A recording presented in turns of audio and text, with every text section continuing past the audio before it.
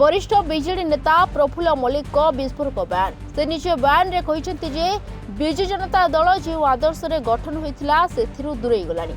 मु निजको बिजु जनता दल कार्यक्रम रे आउ शामिल करू नाही। दल से आदर्श को आसु सुदृढ़ हेउ एहा मोर विचार। नवीन बाबू को आगरु ए विषय रे कहा जाइछि। वाको बिल कथा हेउ किंबा विरोधी दल हिसाब रे दल आउतर भूमिका तुलाउ नाही। दल रे क्लारिटी रहु नाही। आमे आदर्श उपरे राजनीति को आसीथिलु। जो माने से आदर्श रे रहिबे राजनीति करिवे। युवक माने आसीबे। नुआ लोक माने कार्यक्रम करछंती। बीजेडी रे बिजु को आदर्श विस्तृत होउछि।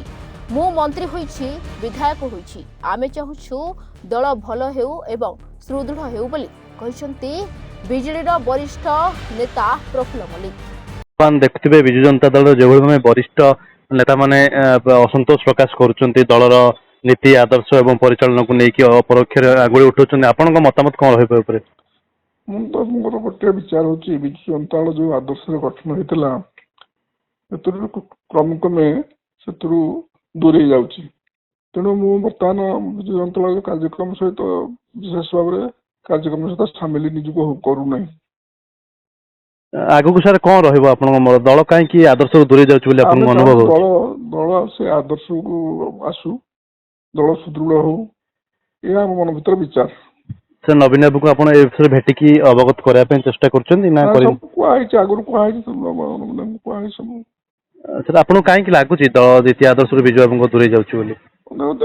आपण देखुथिबे आपण जो वाको बिल रे कथा होला गोटा विरोधी दल हिसाब रे हमको लोक दायित्व देछन। हम विरोधी दल भूमिका ठीक भाव कार्यक्रम हो पारु नहीं।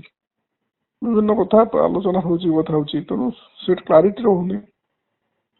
सर आपन भली वरिष्ठ नेता माने जदि दल रो दूरे जिवे ताहले दलर अवस्था कोन होबो? युवक माने आसी जदि जो माने से विचार भीतर रहिबे आदर्श माने रहिबे आदर्श विचार हम आदर्श ऊपर राजनीति के आस्तलो आदर्श ऊपर ताने वर्तमान आउ हम दल रो नुआ लोक जे माने जा कर जे ताले बिजु जनता दल रा वर्तमान बिजु को आदर्श नाही।